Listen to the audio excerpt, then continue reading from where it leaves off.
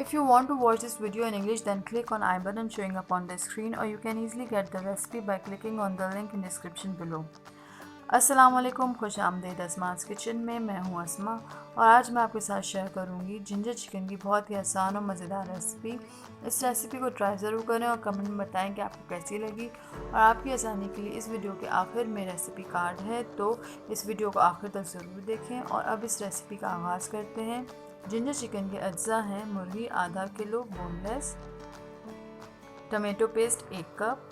आप इस tomato paste की रेसिपी डिस्क्रिप्शन में मौजूद लिंक को क्लिक करके ले सकते हैं और बहुत आसानी से घर में 2 टमाटरों के साथ ये टमाटो पेस्ट तैयार हो जाएगा।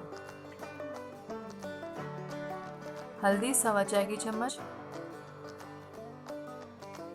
धनिया पाउडर 1/4 चाय की चम्मच, नमक 1 चाय की चम्मच, हरी मिर्चें 10 अदद सेंटर से कटी हुई, पिसी लाल मिर्च 2 चाय की चम्मच, अदरक 1 खाने का चम्मच कुटा हुआ, लहसुन 1 खाने का चम्मच कुटा हुआ, दही आधा कप फिटा हुआ, हरा धनिया आधा कप कटा हुआ, गरम मसाला आधी चाय की चम्मच, अदरक 1.5 इंच का टुकड़ा लंबाई के रुख पर कटा हुआ और तेल आधा कप। अब एक पतीली में तेल डालकर गरम करें और इसमें लहसुन और अदरक डालकर फ्राई करें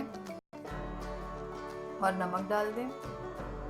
और जब लहसुन अदरक की खुशबू आने लगे तो इसमें बोनलेस चिकन डालकर फ्राई करें और इसको फ्राई करने के बाद मैं इसको थोड़ी देर के लिए ढककर रख दूँगी।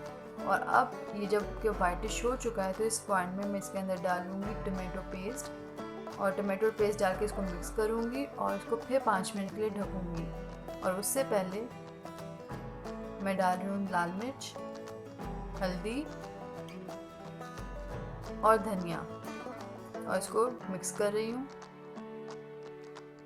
और 5 मिनट बाद इसकी सिचुएशन ये है, इसको थोड़ा फ्राई करके मैं इसमें डालूँगी फिटा हुआ दही और इसको मिक्स करूँगी और इसको मज़ीद 10 मिनट तक ढक कर पकाऊँगी।